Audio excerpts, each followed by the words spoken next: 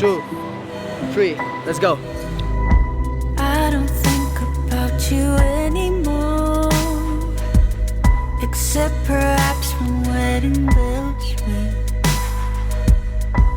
I don't think about you anymore, except when I hear songs that you sing. I don't remember how you used to play with your hair to make my soul rush, when you didn't know what you would say to hide the fact you easily blush. I get along without you well. You just need somebody like you.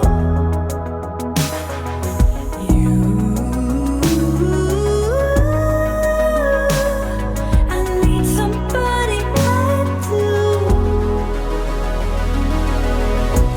I don't think about you anymore, except for when I see the sunshine, and when rain is falling down on me. I remember when you were mine. I get along without you. This song is not about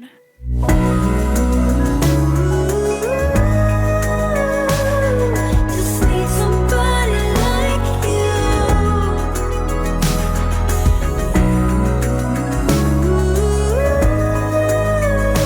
I need somebody like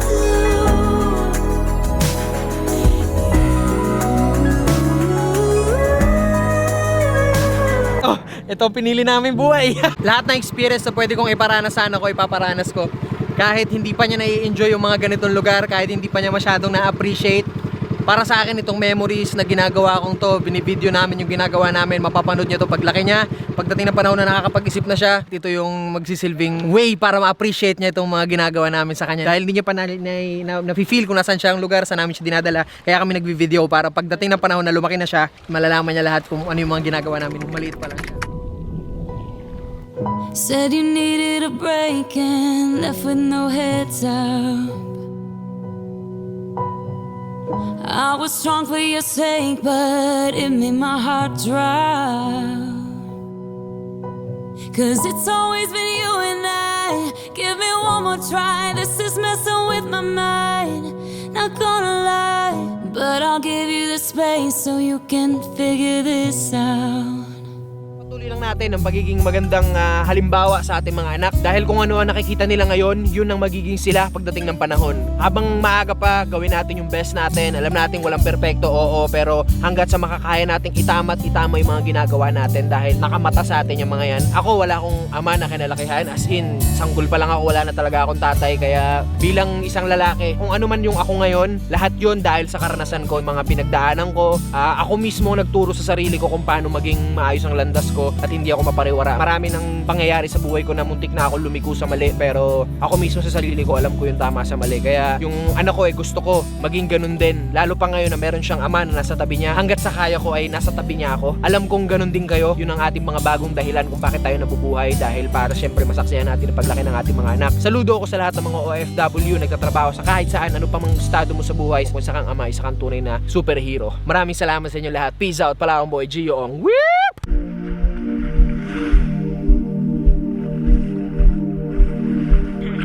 Bingo! Bingo! Yes! You can do it, big boy! You can do it, big boy!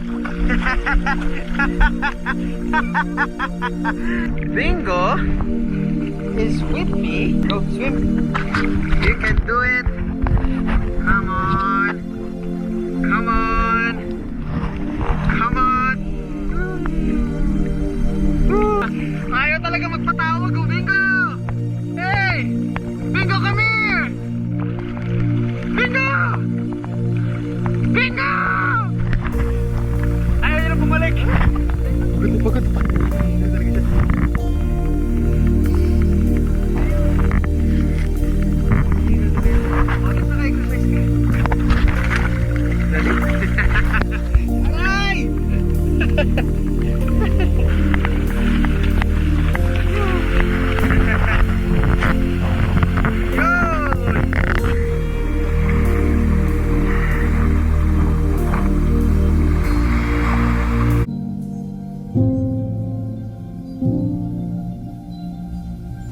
Kita mo naman para siyang swimming pool, di ba?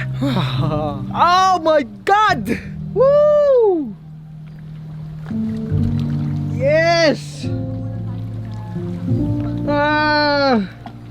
Nakakasawa na yung buhangin. Alam mo yon kasi dito na kami lumaki. Dagat na talaga kami, buhangin na talaga. So, mas intense pag nasa spot kami sa mga gantong lugar na yung alam mo yun, you can jump anytime. Swabe to para sa liguan. Oh, di ba? Hindi mo na kailangan mag-swimming pool. Isang drive lang ang kailangan mong gawin. Andiyan ka na, oh. Silang malaman yung katotohanan, masakit para sa kanila yun. So yun yung pinasok kong landas. Kung saan maraming takot gawin yun, doon ako pumasok. Kasi para sa akin, saglit lang tayo mabubuhay sa mundo eh. So kung ano man yung dapat na marinig ng tao, ano man yung dapat na mga nakakubling katotohanan na matagal nang nakakubli dyan, eh dapat na natin tanggalan ng tabon yan at nang malaman na ng lahat kung ano yung tama sa mali. Hindi ko naman sinasabing tama lahat ng ginagawa kong kanta or tama yung ginagawa ko, pero hanggat maaari, ginagawa kong aware yung mga tao sa nangyayari sa lipunan ngayon. Oh, the circle is complete. Yan ang mga bahay na ano, yung talagang, alam mo yun, alam mong relax lang. Ang problemang iniisip lang yung kakainin ngayon, mamaya. Walang problemang internet, kahit ng sakyan, kahit ng kuryente, tubig. Basta pagkain lang problema, tapos lagi na lang masaya, laging tawanan lang ng tawanan, ganun. Kasi sa atin ngayon, laging problema natin, bago matulog, yung utang ay ganito, utang ay ganyan. Ba't tayo nagkakautang? Dahil natin isa sa mga kagustuhan natin eh. Diba, bihira naman na nagkakautang tayo, may mga sakit-sakit, bihira naman yun. Medyo masakit, oo yun, masakit yun, ito pa. Oo, yan, napakalupit doon. Oo, yun, hindi pa ako tapos magsalita, ini-interrupt na naman ako ng mga, yun naman, oo. Wow! Nakita niyo po kung gaano ka lang.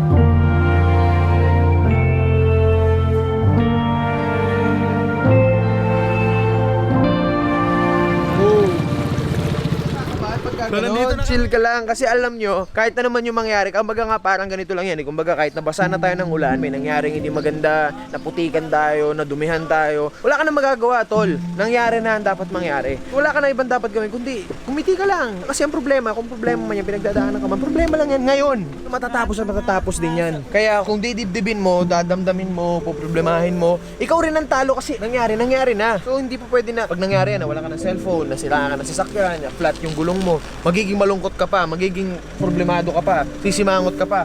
Nawalan ka na nga, sumimangot ka pa, di doble talo mo nun, di ba? Although na doon yung malungkot ka, may problema ka, nawalan ka ng boyfriend, girlfriend, na doon yun, pero hindi para magpakawasa ka sa buhay, hindi para sirain mo kung ano man yung mga binuo mo sa buhay, yung pagiging ikaw. Sasayangin mo lang yung panahon. Nangyari na. Pag umiyak ka ba, mababalik? Pag nang problema ka ba, mababalik? Cellphone mo, pag nawala ba yung cellphone mo, pag umiyak ka, ng problema ka, tumahimik ka sa isang sulok, inuntog mo yung ulo mo sa pader, uminom ka ng kung anong gamot, nawala yung boyfriend mo, girlfriend mo, babalik ba? Di ba hindi?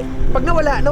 Oo, masakit, pero kailangan mo tanggapin agad yun on the spot para hindi na humaba yung sakit palalo na nararamdaman mo. Bangon ulit, tuloy ang laban, tuloy ang buhay. Kung hindi mo gagawin yun, ikaw ang talo. Nawalan ka na, nasaktan ka na, dinamdam mo pa. Drone shot, roll the clip.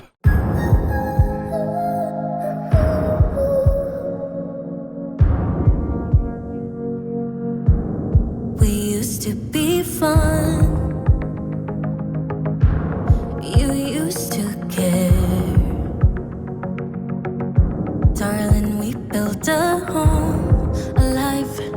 But now all of that is gone, I fear, my dear. Ooh, ooh, ooh, ooh, ooh. I'm leaving the light on if you come back around. Ooh, ooh, ooh, ooh, ooh. I'm holding on until forever I will fight, but you drift away. I can save you from these deep black waters, pull you in while you drift away. Hold tight, I can save you from these deep black waters, pull you in while. Tao ang Diyos. Ha? Gamit na naman ng tao ang Diyos. Galing! Bigla na lang naglumalabas. Oh my God. Kasha. Kasha. Kasha. Kasha. Kasha, tapos may bubog pa. Opo, kasha. Oh my God. Ha? Sino? Pwede yan, sige. Ano, i-tag natin yan. Sige po, game na po. Okay. Alright, so awa ng Diyos. Solid na naman ang Solid, no? Out of nowhere. Napakita ko lang yung bag. Gamit namin. Tapos biglang, boom. Yun na! Sabi ko naman sa inyo kapag inuna mo talagang tulungan ang sarili mo, bago ka humingi ng tulong sa iba, asahan mo na Diyos ang kusang tutulong sa iyo. Dahil nakikita niya na hindi ka palaasa sa iba, hindi ka nakatungangat naghahantay na lang ng biyaya, kundi kumikilos ka para sa sarili mo. Sa ganung paraan, nakikita niya na deserve mo ang tulong niya. Pero syempre may bayad yun. Hindi naman yung libre. Pero ibig ko sabihin, saan tayo maghahanap ng mababayaran natin ngayon na truck? Diba? Pero at the end of the day, sobrang sayang experience pa rin ito. At sa ito, naka-video kami. So lahat ng experience na to, siguro may gumagawa rin ito na iba. Wala lang silang video, pero ito kagandahan ito, mababalikan namin to. Balang araw na, wow, grabe pala yung mga trip natin, ng kabataan natin. Grabe pala tayo mag-trippings noon. Worth more than anything. Dahil memories na na-capture ng camera is always worth it to keep for a lifetime. Na anytime mababalikan mo kung ano yung tsura mo, anong lakas mo noon, sino ka noon. Yeah, that's why we're doing this. Let's go, guys.